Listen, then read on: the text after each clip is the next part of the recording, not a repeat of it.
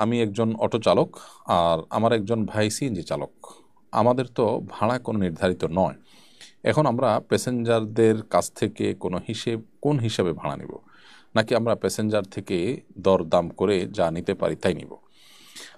দেখুন, আপনি প্যাসেঞ্জার এর কাছ থেকে যখন ভাড়া নেওয়ার প্রসঙ্গ আসবে, দেখবেন যে যেই দূরত্বে যেই ভাড়া প্রচলিত আছে সেটাই আপনার ভাড়া হিসাবে নির্ধারিত হবে।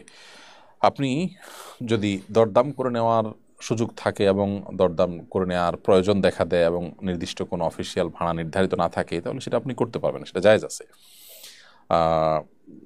আর বিশেষ করে সিএনজিতে যেহেতু মিটারে পরিচালনা করার কথা সিএনজি, তো এই সিএনজিতে আপনার মিটারের বাধ্যবাধকতা যদি আপনাকে আইনের মাধ্যমে আপনাকে বলে দেওয়া হয় বা আপনি সেটার অধীনে পরিচালিত হয়ে থাকেন এবং আপনি যদি সই করে সেটাকে গ্রহণ করে থাকেন, এগ্রি করে থাকেন যে আপনি মিটারে পরিচালিত হবেন, তাহলে আপনার মিটারে পরিচালিত হওয়া উচিত।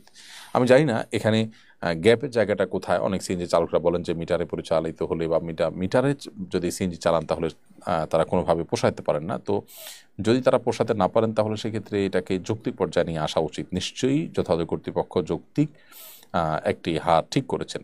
যদিও আমাদের দেশে নানা অসততার কারণে দেখা যায় যে তাদেরকে ঘুষ দিতে হয় বিভিন্ন ক্ষেত্রে, এসব কারণে হয়তো তারা পোষায় উঠতে পারেন না, আমি পুরোপুরি জানি না। তবে যদি মিটার থাকে এবং মিটার তারা চলাচল করবেন এ মর্মে তারা চুক্তিবদ্ধ থাকেন, তারা তাদের মিটারেই পরিচালিত হওয়া উচিত বা মিটারেই তারা চালানো উচিত সিএনজিকে।